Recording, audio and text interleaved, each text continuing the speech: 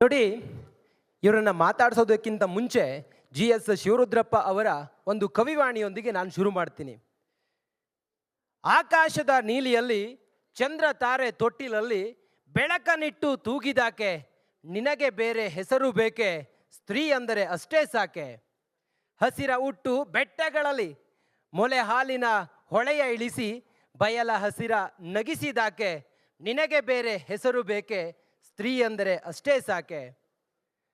ಮನೆ ಮನೆಯಲ್ಲಿ ದೀಪ ಮುಡಿಸಿ, ಹೊತ್ತು ಹೊತ್ತಿಗೆ ಅನ್ನ ಉಣಿಸಿ, ತಂದೆ ಮಗುವ ತಬ್ಬಿದಾಕೆ, ನಿನಗೆ ಬೇರೆ ಹೆಸರು ಬೇಕೆ, ಸ್ತ್ರೀ ಅಂದರೆ ಅಷ್ಟೇ ಸಾಕೆ. ಇವ್ರನ್ನ ಹೇಗೆ ಹೇಳಬೇಕು ಅಂತೇಳಿ ನನಗೆ ಅರ್ಥ ಆಗ್ತಾ ಇಲ್ಲ. ಇವರಿಲ್ಲದ ಕ್ಷೇತ್ರ ಇಲ್ಲ. ಸುಮಾರು 2 ಲಕ್ಷ ಕನ್ನಡದ ಶಾಲೆಗಳಿಗೆ, ಶಾಲೆಯ ಮಕ್ಕಳಿಗೆ ಊಟವನ್ನು ನೀಡ್ತಾ ಇರುವಂಥ ಮಹಾ ತಾಯಿ ಇವರು. ಹಸಿರು ಭಾನುವಾರದ ಮೂಲಕ ಸುಮಾರು 500 ಭಾನುವಾರ ಈ ಗಿಡ ಮರಗಳನ್ನು ಬೆಳೆಸಿದಂಥ ಹಸಿರು ತಾಯಿ ಇವರು. ವಿಜ್ಞಾನಿಯಾಗಿ, ಇಂಜಿನಿಯರ್ ಆಗಿ ಇವರಿಲ್ಲದಂಥ ಕ್ಷೇತ್ರ ಇಲ್ಲ.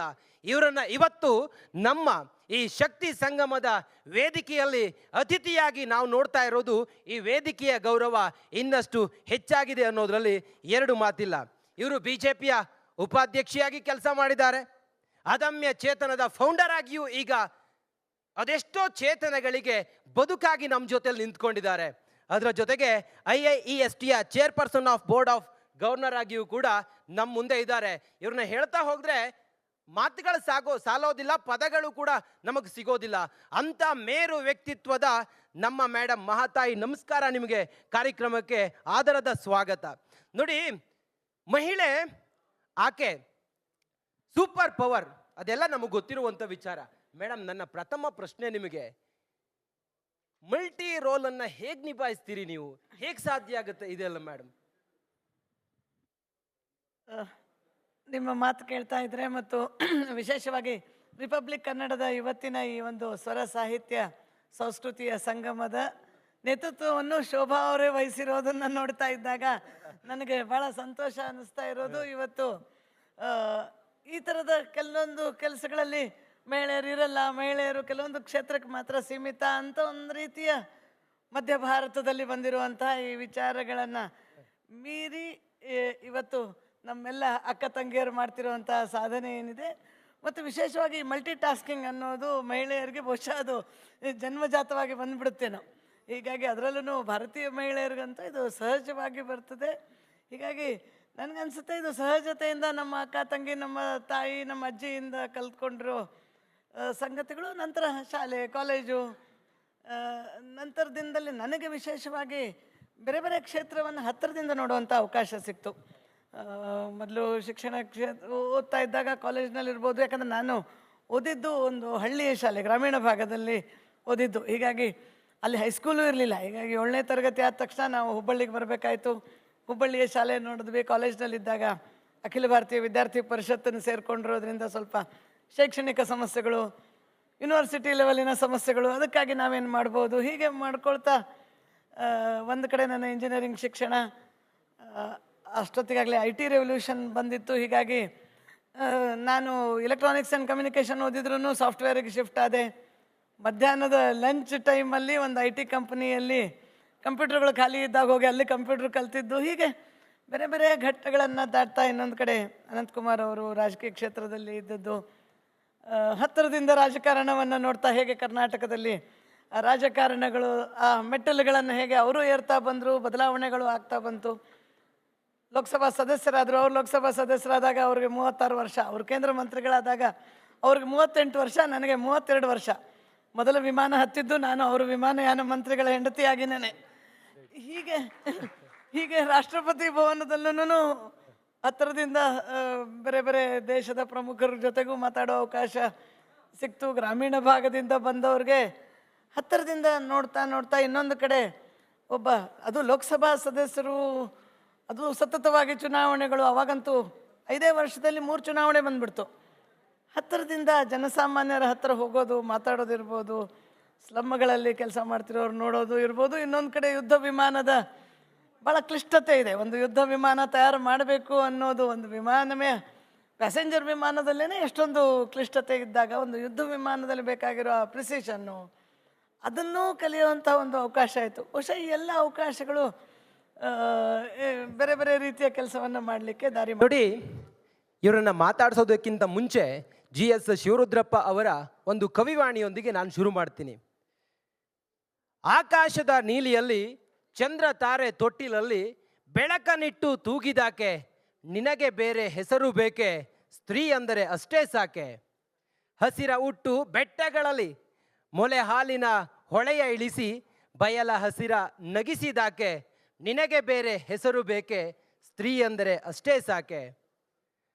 ಮನೆ ಮನೆಯಲ್ಲಿ ದೀಪ ಮುಡಿಸಿ, ಹೊತ್ತು ಹೊತ್ತಿಗೆ ಅನ್ನ ಉಣಿಸಿ, ತಂದೆ ಮಗುವ ತಬ್ಬಿದಾಕೆ, ನಿನಗೆ ಬೇರೆ ಹೆಸರು ಬೇಕೆ, ಸ್ತ್ರೀ ಎಂದರೆ ಅಷ್ಟೇ ಸಾಕೆ. ಇವ್ರನ್ನ ಹೇಗೆ ಹೇಳಬೇಕು ಅಂತೇಳಿ ನನಗೆ ಅರ್ಥ ಆಗ್ತಾ ಇಲ್ಲ. ಇವರಿಲ್ಲದ ಕ್ಷೇತ್ರ ಇಲ್ಲ. ಸುಮಾರು 2 ಲಕ್ಷ ಕನ್ನಡದ ಶಾಲೆಗಳಿಗೆ, ಶಾಲೆಯ ಮಕ್ಕಳಿಗೆ ಊಟವನ್ನು ನೀಡ್ತಾ ಇರುವಂಥ ಮಹಾ ತಾಯಿ ಇವರು. ಹಸಿರು ಭಾನುವಾರದ ಮೂಲಕ ಸುಮಾರು 500 ಭಾನುವಾರ ಈ ಗಿಡ ಮರಗಳನ್ನು ಬೆಳೆಸಿದಂಥ ಹಸಿರು ತಾಯಿ ಇವರು. ವಿಜ್ಞಾನಿಯಾಗಿ, ಇಂಜಿನಿಯರ್ ಆಗಿ ಇವರಿಲ್ಲದಂಥ ಕ್ಷೇತ್ರ ಇಲ್ಲ. ಇವರನ್ನು ಇವತ್ತು ನಮ್ಮ ಈ ಶಕ್ತಿ ಸಂಗಮದ ವೇದಿಕೆಯಲ್ಲಿ ಅತಿಥಿಯಾಗಿ ನಾವು ನೋಡ್ತಾ ಇರೋದು, ಈ ವೇದಿಕೆಯ ಗೌರವ ಇನ್ನಷ್ಟು ಹೆಚ್ಚಾಗಿದೆ ಅನ್ನೋದರಲ್ಲಿ 2 ಮಾತಿಲ್ಲ. ಇವರು BJPಯ ಉಪಾಧ್ಯಕ್ಷಿಯಾಗಿ ಕೆಲಸ ಮಾಡಿದ್ದಾರೆ. ಅದಮ್ಯ ಚೇತನದ ಫೌಂಡರ್ ಆಗಿಯೂ ಈಗ ಅದೆಷ್ಟೋ ಚೇತನಗಳಿಗೆ ಬದುಕಾಗಿ ನಮ್ಮ ಜೊತೆಲಿ ನಿಂತ್ಕೊಂಡಿದ್ದಾರೆ. ಅದರ ಜೊತೆಗೆ IIESTಯ chairperson of board of governor ಆಗಿಯೂ ಕೂಡ ನಮ್ಮ ಮುಂದೆ ಇದ್ದಾರೆ. ಇವ್ರನ್ನ ಹೇಳ್ತಾ ಹೋದರೆ ಮಾತುಗಳು ಸಾಲೋದಿಲ್ಲ, ಪದಗಳು ಕೂಡ ನಮಗೆ ಸಿಗೋದಿಲ್ಲ. ಅಂಥ ಮೇರು ವ್ಯಕ್ತಿತ್ವದ ನಮ್ಮ ಮೇಡಮ್ ಮಹಾತಾಯಿ, ನಮಸ್ಕಾರ ನಿಮಗೆ. ಕಾರ್ಯಕ್ರಮಕ್ಕೆ ಆದರದ ಸ್ವಾಗತ. ನೋಡಿ, ಮಹಿಳೆ ಆಕೆ ಸೂಪರ್ ಪವರ್, ಅದೆಲ್ಲ ನಮಗೆ ಗೊತ್ತಿರುವಂಥ ವಿಚಾರ. ಮೇಡಮ್, ನನ್ನ ಪ್ರಥಮ ಪ್ರಶ್ನೆ ನಿಮಗೆ, ಮಲ್ಟಿ ರೋಲ್ ಅನ್ನ ಹೇಗೆ ನಿಭಾಯಿಸ್ತೀರಿ ನೀವು? ಹೇಗೆ ಸಾಧ್ಯ ಆಗುತ್ತೆ ಇದೆಲ್ಲ ಮೇಡಮ್? ನಿಮ್ಮ ಮಾತು ಕೇಳ್ತಾ ಇದ್ರೆ ಮತ್ತು ವಿಶೇಷವಾಗಿ ರಿಪಬ್ಲಿಕ್ ಕನ್ನಡದ ಇವತ್ತಿನ ಈ ಒಂದು ಸ್ವರ ಸಾಹಿತ್ಯ ಸಂಸ್ಕೃತಿಯ ಸಂಗಮದ ನೇತೃತ್ವವನ್ನು ಶೋಭಾ ಅವರೇ ವಹಿಸಿರೋದನ್ನು ನೋಡ್ತಾ ಇದ್ದಾಗ ನನಗೆ ಭಾಳ ಸಂತೋಷ ಅನ್ನಿಸ್ತಾ ಇರೋದು. ಇವತ್ತು ಈ ಥರದ ಕೆಲವೊಂದು ಕೆಲಸಗಳಲ್ಲಿ ಮಹಿಳೆಯರು ಇರಲ್ಲ, ಮಹಿಳೆಯರು ಕೆಲವೊಂದು ಕ್ಷೇತ್ರಕ್ಕೆ ಮಾತ್ರ ಸೀಮಿತ ಅಂತ ಒಂದು ರೀತಿಯ ಮಧ್ಯ ಭಾರತದಲ್ಲಿ ಬಂದಿರುವಂತಹ ಈ ವಿಚಾರಗಳನ್ನು ಮೀರಿ ಇವತ್ತು ನಮ್ಮೆಲ್ಲ ಅಕ್ಕ ತಂಗಿಯರು ಮಾಡ್ತಿರುವಂತಹ ಸಾಧನೆ ಏನಿದೆ, ಮತ್ತು ವಿಶೇಷವಾಗಿ ಮಲ್ಟಿ ಟಾಸ್ಕಿಂಗ್ ಅನ್ನೋದು ಮಹಿಳೆಯರಿಗೆ ಬಹುಶಃ ಅದು ಜನ್ಮಜಾತವಾಗಿ ಬಂದುಬಿಡುತ್ತೇನೋ. ಹೀಗಾಗಿ ಅದರಲ್ಲೂ ಭಾರತೀಯ ಮಹಿಳೆಯರಿಗಂತೂ ಇದು ಸಹಜವಾಗಿ ಬರ್ತದೆ. ಹೀಗಾಗಿ ನನಗನ್ಸುತ್ತೆ ಇದು ಸಹಜತೆಯಿಂದ ನಮ್ಮ ಅಕ್ಕ ತಂಗಿ, ನಮ್ಮ ತಾಯಿ, ನಮ್ಮ ಅಜ್ಜಿಯಿಂದ ಕಲ್ತ್ಕೊಂಡಿರೋ ಸಂಗತಿಗಳು ನಂತರ ಶಾಲೆ ಕಾಲೇಜು ನಂತರದಿಂದಲೇ ನನಗೆ ವಿಶೇಷವಾಗಿ ಬೇರೆ ಬೇರೆ ಕ್ಷೇತ್ರವನ್ನು ಹತ್ತಿರದಿಂದ ನೋಡುವಂಥ ಅವಕಾಶ ಸಿಕ್ತು. ಮೊದಲು ಶಿಕ್ಷಣ ಓದ್ತಾ ಇದ್ದಾಗ ಕಾಲೇಜ್ನಲ್ಲಿರ್ಬೋದು, ಯಾಕಂದರೆ ನಾನು ಓದಿದ್ದು ಒಂದು ಹಳ್ಳಿಯ ಶಾಲೆ, ಗ್ರಾಮೀಣ ಭಾಗದಲ್ಲಿ ಓದಿದ್ದು. ಹೀಗಾಗಿ ಅಲ್ಲಿ ಹೈಸ್ಕೂಲು ಇರಲಿಲ್ಲ. ಹೀಗಾಗಿ 7ನೇ ತರಗತಿ ಆದ ತಕ್ಷಣ ನಾವು ಹುಬ್ಬಳ್ಳಿಗೆ ಬರಬೇಕಾಯಿತು. ಹುಬ್ಬಳ್ಳಿಯ ಶಾಲೆ ನೋಡಿದ್ವಿ. ಕಾಲೇಜ್ನಲ್ಲಿದ್ದಾಗ ಅಖಿಲ ಭಾರತೀಯ ವಿದ್ಯಾರ್ಥಿ ಪರಿಷತ್ತನ್ನು ಸೇರಿಕೊಂಡಿರೋದ್ರಿಂದ ಸ್ವಲ್ಪ ಶೈಕ್ಷಣಿಕ ಸಮಸ್ಯೆಗಳು, ಯೂನಿವರ್ಸಿಟಿ ಲೆವೆಲಿನ ಸಮಸ್ಯೆಗಳು, ಅದಕ್ಕಾಗಿ ನಾವೇನು ಮಾಡ್ಬೋದು ಹೀಗೆ ಮಾಡ್ಕೊಳ್ತಾ ಒಂದು ಕಡೆ ನನ್ನ ಇಂಜಿನಿಯರಿಂಗ್ ಶಿಕ್ಷಣ, ಅಷ್ಟೊತ್ತಿಗಾಗಲೇ IT ರೆವಲ್ಯೂಷನ್ ಬಂದಿತ್ತು. ಹೀಗಾಗಿ ನಾನು ಎಲೆಕ್ಟ್ರಾನಿಕ್ಸ್ ಆ್ಯಂಡ್ ಕಮ್ಯುನಿಕೇಷನ್ ಓದಿದ್ರೂ ಸಾಫ್ಟ್ವೇರಿಗೆ ಶಿಫ್ಟ್ ಆದೆ. ಮಧ್ಯಾಹ್ನದ ಲಂಚ್ ಟೈಮಲ್ಲಿ ಒಂದು IT ಕಂಪನಿಯಲ್ಲಿ ಕಂಪ್ಯೂಟರ್ಗಳು ಖಾಲಿ ಇದ್ದಾಗ ಹೋಗಿ ಅಲ್ಲಿ ಕಂಪ್ಯೂಟರ್ ಕಲ್ತಿದ್ದು. ಹೀಗೆ ಬೇರೆ ಬೇರೆ ಘಟ್ಟಗಳನ್ನು ದಾಟ್ತಾ ಇನ್ನೊಂದು ಕಡೆ ಅನಂತಕುಮಾರ್ ಅವರು ರಾಜಕೀಯ ಕ್ಷೇತ್ರದಲ್ಲಿ ಇದ್ದದ್ದು, ಹತ್ತಿರದಿಂದ ರಾಜಕಾರಣವನ್ನು ನೋಡ್ತಾ ಹೇಗೆ ಕರ್ನಾಟಕದಲ್ಲಿ ರಾಜಕಾರಣಗಳು ಆ ಮೆಟ್ಟಲುಗಳನ್ನು ಹೇಗೆ ಅವರು ಏರ್ತಾ ಬಂದರು, ಬದಲಾವಣೆಗಳು ಆಗ್ತಾ ಬಂತು. ಲೋಕಸಭಾ ಸದಸ್ಯರಾದರು. ಅವ್ರು ಲೋಕಸಭಾ ಸದಸ್ಯರಾದಾಗ ಅವ್ರಿಗೆ 36 ವರ್ಷ, ಅವರು ಕೇಂದ್ರ ಮಂತ್ರಿಗಳಾದಾಗ ಅವ್ರಿಗೆ 38 ವರ್ಷ, ನನಗೆ 32 ವರ್ಷ. ಮೊದಲ ವಿಮಾನ ಹತ್ತಿದ್ದು ನಾನು ಅವರು ವಿಮಾನಯಾನ ಮಂತ್ರಿಗಳ ಹೆಂಡತಿಯಾಗಿನೇ. ಹೀಗೆ ರಾಷ್ಟ್ರಪತಿ ಭವನದಲ್ಲೂ ಹತ್ತಿರದಿಂದ ಬೇರೆ ಬೇರೆ ದೇಶದ ಪ್ರಮುಖರ ಜೊತೆಗೂ ಮಾತಾಡೋ ಅವಕಾಶ ಸಿಕ್ತು. ಗ್ರಾಮೀಣ ಭಾಗದಿಂದ ಬಂದವ್ರಿಗೆ ಹತ್ತಿರದಿಂದ ನೋಡ್ತಾ ಇನ್ನೊಂದು ಕಡೆ ಒಬ್ಬ, ಅದು ಲೋಕಸಭಾ ಸದಸ್ಯರು, ಅದು ಸತತವಾಗಿ ಚುನಾವಣೆಗಳು. ಅವಾಗಂತೂ 5 ವರ್ಷದಲ್ಲಿ 3 ಚುನಾವಣೆ ಬಂದ್ಬಿಡ್ತು.